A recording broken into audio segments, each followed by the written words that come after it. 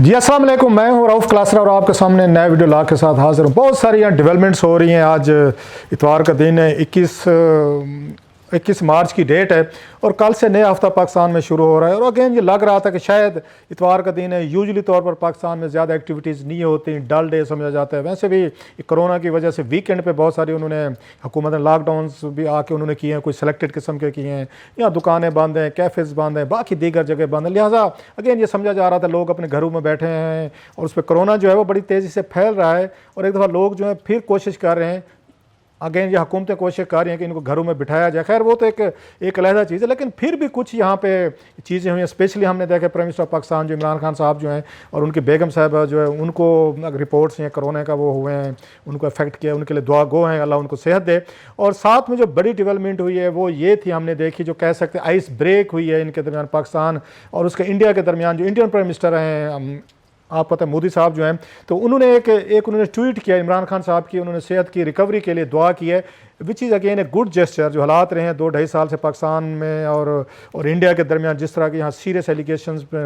एक दूसरे का ट्रेड किए गए, कश्मीर के बाद जो यहाँ पे दूसरे पे एक हमने रेस्ट्रिक्शंस लगाई हैं, बहुत सारी बम्बारमेंट हुई है, वॉर ऑफ वर्ड्स हुई है, जहाज़ों की लड़ाई हुई है, एक तरह की जंग हमने एक दूसरे के साथ आकर लड़ी। उसके बाद ये जो जेस्चर था मोदी साहब का, बड़ा पाकिस्तान में भी अप्रिशिएट किया गया और समझा गया है कि कुछ बैकडोर चैनल जो है वो अपना काम दिखा रहे हैं। कि प्राइम मिनिस्टर ऑफ पाकिस्तान जो इमरान खान साहब ने भी, आपको याद होगा माजी में इस तरह के ट्वीट्स किए थे जिस पे मोदी साहब जो उनके हामी है इंडिया में, उनको अच्छा नहीं समझा गया था। उन्होंने भी पाकिस्तान के हवाले से कुछ उन्होंने इंडायरेक्टली उन्होंने भी प्राइम मिनिस्टर ऑफ पाकिस्तान पर अटैक्स किए थे। सो दोनों रियासतों के दरमियान जो तल्लुकात थे वो बड़े अरसे बाद हम देख रहे हैं, 2-2.5 साल अगेन जो स्पेशली हैं, उसके बाद उनमें ज़रा हमें थोड़ी सी बेहतरी नज़र आ रही है। और इससे पहले हमने देखा कि जनरल हमारे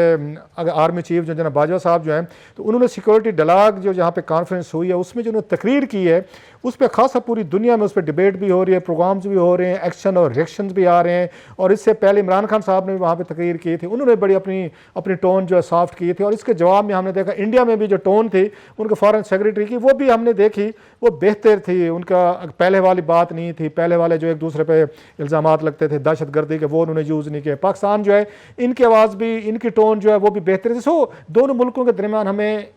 आप कह सकते फील हुआ कि मामलात तल्लुकात जो हैं बेहतर हो रहे हैं। लेकिन आज जो तकरीरें आई हैं सामने वो मेरा ख्याल है वो बड़ी अहम है और फॉर रीचिंग है। एक तो नवाज शरीफ साहब जो हैं उन्होंने तकरीर की है और साथ में मरियम नवाज साहब जो उन्होंने तकरीर की। लाहौर में यूथ कन्वेंशन था, वहाँ पे जो 2 तकरीरें की गई। ऑफ कोर्स नवाज शरीफ साहब की तकरीर जो है वो पाकिस्तानी मीडिया जो है वो नहीं दिखा सकता, अगेन उन पर पाबंदी लगी हुई है। और उसकी मरियम नवाज साहब जो हैं वो तकरीर कर सकती हैं, जो कि पूरे TV चैनल जो है दिखाते हैं। तो दोनों तकरीरें मैंने सुनी हैं, क्योंकि आजकल आपको पता है सोशल मीडिया की दुनिया है, लाइव यहाँ पे आपकी ट्रांसमिशन यूट्यूब पे हो सकती है, दीगर आप फेसबुक पे कर सकते हैं, ट्विटर पे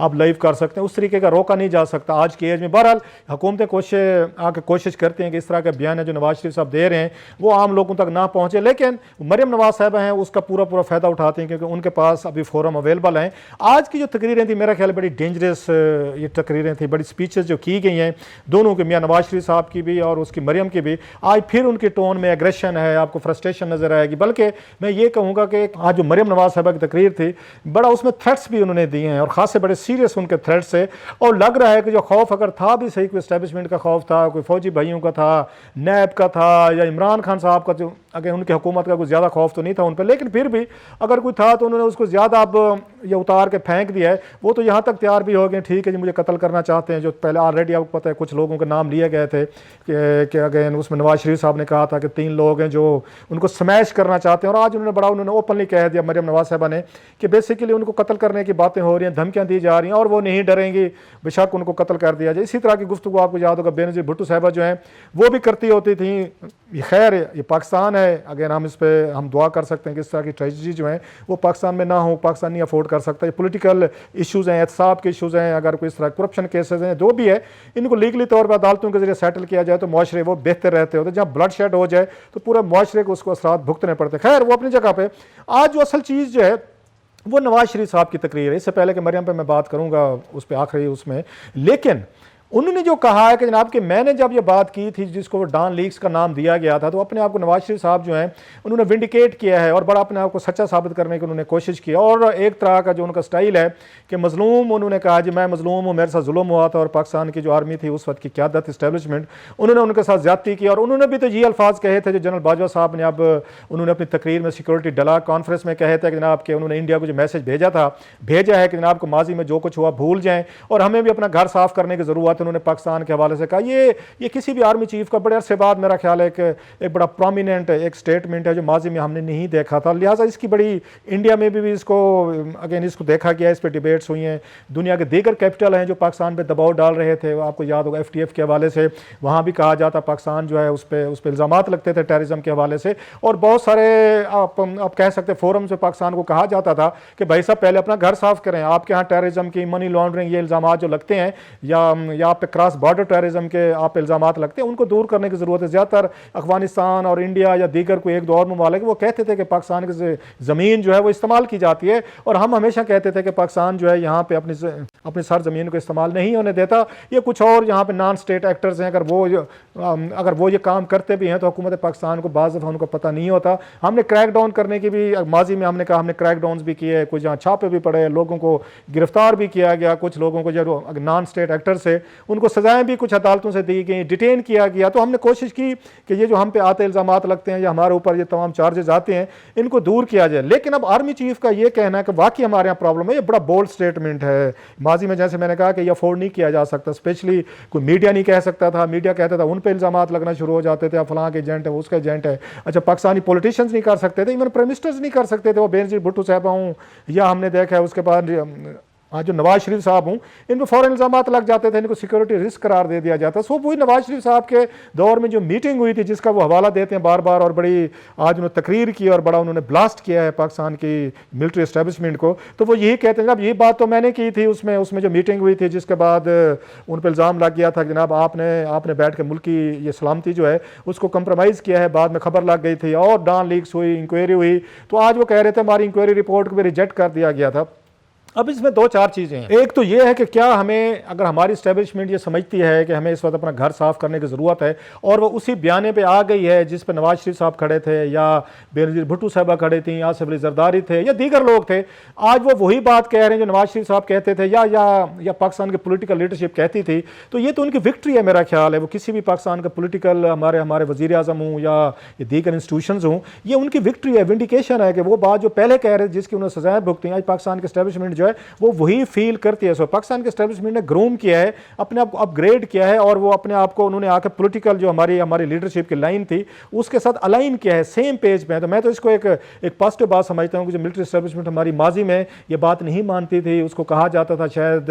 एक तरह के स्टेट ऑफ आप उसको कह सकते हैं ना, एक उसमें डिनायल में थे, बिल्कुल नहीं मानते थे। अब वो ये बात मानने को तैयार हैं कि नहीं, हमें अपना घर भी साफ करने की जरूरत है। ये बड़ी बिग चेंज है, मैसिव चेंज। अब इस पर दो चीज़ें हो सकती हैं। क्या हमें अप्रिशिएट करना चाहिए कि पाकिस्तानी एस्टेब्लिशमेंट जो है, हमारे जर्नल जो हैं वो इस हकीकत को मान रहे हैं जो पॉलिटिकल एलीट हमेशा कहती है ये कि हमें पहले अपना घर ठीक करने, या हमें उनकी बैशिंग करनी चाहिए, उन पर हमें दबाव बढ़ाना चाहिए, उनको टांट करना चाहिए और उन्हें मजबूर करना चाहिए ताकि अगर इस तरह की वो गलतियां करते रहें और अपने आप को इंप्रूव करना चाहते हैं, ठीक करना चाहते हैं, तो फ्यूचर में वो कोई ऐसी कोशिश कोई जर्नल ना करे। अगर करने की कोशिश करेगा तो फिर हमारी तरफ से तनकीद जाएगी और वो कहेंगे छोड़ो यार, अगर हमने बात की, एडमिशन कर लिया, वही बात कह ली जो वज़ीर आज़म कहते रहे माजी में, तो फिर हमारे लिए यहाँ पे एक आप कैसा टॉन्ट्स आना शुरू हो जाएंगे, ताने आना शुरू हो जाएंगे, हम पे तनकीद होगी। तनकीद के डर से वो चुप रहेंगे, खामोश रहेंगे, और वो बहुत सारी चीज़ें जो करनी चाहिए पाकिस्तान को, इसके हमारे अपने मफाद में, हमारी आवाम के मफाद में और रियासत के मफाद में, वो फिर उसको नहीं करेंगे।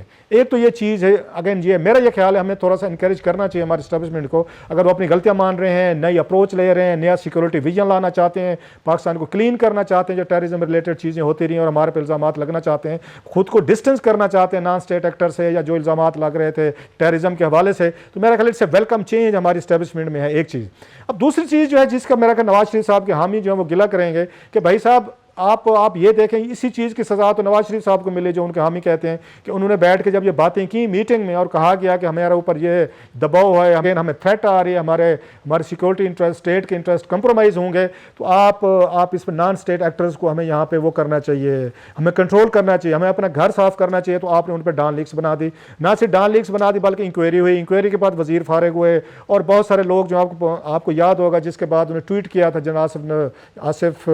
यहाँ पे आपको याद हो गफूर साहब थे कि आज जिसका हवाला भी दिया उन्होंने नवाज शरीफ साहब ने कि ट्वीट को आके ट्वीट के ज़रिए रिजेक्ट किया गया था जिसकी उनको आज तक दुख है या गुस्सा है। सो वो अपने आप को ये समझते हैं कि अगर हम गलतियां करें, हम कोई ऐसा बयान दे दें, हम कोई ऐसी कोई अप्रोच रखें तो हमें सज़ा मिलती है, हमें प्राइम मिनिस्टर ऑफिस से भी हटाया जाता है। सो नवाज शरीफ साहब ये बयान देने की कोशिश कर रहे हैं कि हमें जो हटाया गया था, मुझे सज़ाएं दी, जेल तक गया या मुझे सुप्रीम कोर्ट से फारिग कराया गया, वो पनामा या करप्शन नहीं थी, वो ये वजह थी, डॉन लीक्स वजह थी। अब वो कहते हैं वही बात आप देख रहे हैं, जनरल साहब भी कह रहे हैं, वज़ीर आज़म भी कह रहे हैं, इमरान खान साहब, उनको कोई कुछ नहीं कहता, मुझे सज़ा देगी है। सो अपने आप को इस लेवल पर लाना चाहते हैं, पनामा वगैरह पीछे चला जाए, ये नैरेटिव उनका आ गया है। मैं हमेशा से कहता है, आमिर मतीन साहब भी कहते हुए हैं कि भाई साहब ये इंक्वायरी फिर आपको उस वक्त डट जाना चाहिए था। You were the prime minister, आपने इनको अपॉइंट किया हुआ था, जनरल बाजवा साहब को आपने अपॉइंट किया था, बल्कि जनरल रहील साहब को आपने अपॉइंट किया था, आपके अपॉइंटी थे, आप क्यों नहीं खड़े हुए फिर उस वक्त एक्शन लेते? लोग कहेंगे आप ये देख लें, फिर उस वक्त इन्होंने एक्शन लिया था 12 अक्टूबर वाला, जनरल मुशर्रफ साहब ने उनको कैद कर लिया था। तो भाई साहब अगर आप उस पर डरे हुए थे, आपने फिर कंप्रोमाइजेज किए, तो इसमें मेरा ख्याल आवाम का हमारा तो कोई कसूर नहीं है। आप उस वक्त प्राइम मिनिस्टर थे, आप स्टैंड लेते, उनसे पूछते कि भाई साहब ये बयान आपने कैसे दिए, कैसे मेरे ये जो इंक्वायरी रिपोर्ट है कैसे आपने इसको मुस्तरद किया ट्वीट के जरिए, या ये जो आपने इंक्वायरी के आर्डर किए थे वो मियां नवाज शरीफ साहब के आर्डर थे, इनके इंटीरियर मिनिस्टर चौधरी निसार अली खान साहब के आर्डर थे, इन्होंने 2 ब्रिगेडियर जो है इंक्वायरी कमेटी में डाले थे। मियां साहब की मुझे नहीं समझ आती, पावर में होते हैं तो आप वही कुछ करते हैं जो फौज आपको कह रही होती है, एजेंसियां आपको कह रही होती है, एस्टेब्लिशमेंट कह रही होती है, उस वक्त सारे हमें समझाते हैं जनाब कि ये पावर की गेम है, पावर पॉलिटिक्स है, ये प्रैग्मेटिज्म है, ये क्या करें जी, आइडियलिज्म नहीं चलते, हुकूमतें नहीं चलती, एस्टेब्लिशमेंट बड़ी पावरफुल है, हम नहीं करेंगे तो 12 अक्टूबर तक ये हो जाएगा। तो फिर अगर उस वक्त आपने स्टैंड नहीं लिया तो आज आप हमें 3-4 साल बाद फिर कह रहे हैं नहीं जी मेरे साथ ज्यादती हो गई। तो मेरा ख्याल है मियां नवाज शरीफ साहब जो है वो अच्छी तरीके से जानते हैं, जब पावर में होते हैं वो एग्जैक्ट वही करते हैं जो उनको एस्टेब्लिशमेंट कहते हैं। लोग बड़ा कहेंगे जी नहीं जी वो लड़ पड़ते हैं, स्टैंड ले लेते हैं, वो आके और उसकी उन्हें सज़ा मिलती है। लेकिन मेरा ख्याल है मियां साहब के पास बड़े चांसेस है इस पर डॉन लीक्स पे स्पेशली। इन्होंने आपको याद होगा सीरियल का नाम इन्होंने उसमें रखा, इन्होंने डॉन अखबार के खिलाफ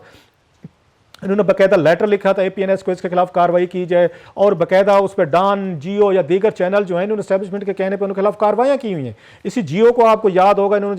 इन्होंने बाकायदा जाकर उसके पैमरा के जरिए, ये ख्वाजा आसिफ साहब गए थे, इन्होंने उनको बल्कि ख्वाजा आसिफ साहब ने कहा था कि गद्दार हैं और हमारे पास सबूत हैं कि पाकिस्तान की नेशनल सिक्योरिटी के खिलाफ काम कर रहे हैं। पैमरा ने इनको बैन कर दिया था और इन पर मेरा ख्याल 1-2 करोड़ पे जुर्माना हुआ था, 15 दिन के लिए जियो को ऑफ एयर किया था। ये नवाज शरीफ साहब के दौर में हुआ, ख्वाजा आसिफ साहब उस वक्त डिफेंस मिनिस्टर थे, इन्होंने करवाए थे। सो वो तमाम कार्रवाइयाँ जो हैं ये एस्टेब्लिशमेंट के कहने पर करें, फौज के कहने पर करें, जर्नलों के कहने पर पड़े, मियाँ नवाज शरीफ साहब और उनकी पूरी टीम उस वक्त मीडिया के खिलाफ भी कार्रवाइयाँ करती थी, अपने लोगों के खिलाफ भी कार्रवाइयाँ करती थी, उनसे इस्तीफे लेते थे। जैसे उन्होंने आपको याद होगा मुशाहिदुल्लाह खान साहब से इस्तीफा ले लिया था, जो BBC को उन्होंने इंटरव्यू दिया था जिस पे उन्होंने आपको याद होगा DJAC जनरल जहीर पे उन्होंने कुछ इल्जामात लगाए थे। इन्होंने अपने वजीर आपको याद होगा परवेज रशीद साहब, तारिक फातमी साहब, राव तहसीन और बहुत सारे लोगों को फायर कर दिया था और उनको खुश करने की कोशिश की थी। बल्कि जनरल बाजवा साहब ने तो इनको रिलीफ दिया था अगर देखा जाए, उन्होंने आके वो ट्वीट भी वापस किया था, और जो अगेन जो आपको याद होगा ट्वीट भी वापस हुआ था, और उन्होंने आके डॉन लीक्स को सेटल भी किया था। सो बाजवा साहब और मियां नवाज शरीफ साहब की जो लाइन है कंपैरेटिवली ये रही है, ये हाकिश लाइन नहीं थी, ये थोड़ी सी एक उसके लिए पीस के लिए थी। इंडिया के हवाले से मैं हमेशा कहता हूँ, किसी वक्त क्लिप आपको दूंगा मैंने जिम्मे लगाया ढूंढने के लिए, मैंने उस वक्त भी कहा था कि जनरल ये बाजवा जो है ये हाकिश नहीं है। अगेन पाकिस्तान इंडिया हवाले से मैं कह रहा हूँ, ये पाकिस्तान इंडिया के हवाले से हाकिश नहीं है, ये चाहते हैं कि कुछ तल्लुकात ठीक हूँ, ये उनकी पुरानी ख्वाहिश थी। 2-4 दफ़ा सहाफ़ियों के साथ उन्होंने इस पर बैठ के बाकायदा बात भी की हुई है। खैर ये नवाज शरीफ साहब को बयाना सूट करता है कि वो आके उस पर स्टैंड लें, आज ज़बान सख्त थी लेकिन उनके पास टाइम है, मौका है कि वो बैठ के उनको टांट करें और बाकायदा याद दिलाएं कि जनाब कि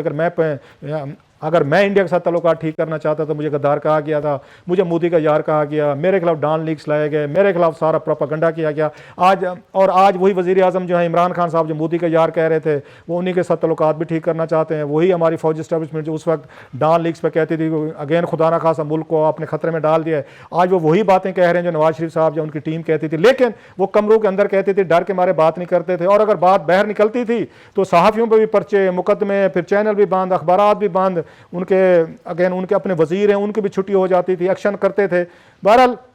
लग रहा है कि दोनों इस्टेब्लिशमेंट और इस नवाज शरीफ साहब और उनकी बेटी जो हैं बड़ा एक बड़ा महाज खोल चुका है। और मुझे आने वाले दिनों में लगता है कि मज़ीद इस पर कार्रवाइयाँ सख्त होंगी और पाकिस्तान के लिए कुछ पॉलिटिकली तौर पर कुछ एक्सप्लोसिव डेवलपमेंट्स जो हैं जो आने वाली हैं, बड़ा खुदा खैर करे, आने वाले दिनों में हम तमाम ये जो डेवलपमेंट्स हैं इनको फॉलो करते रहेंगे।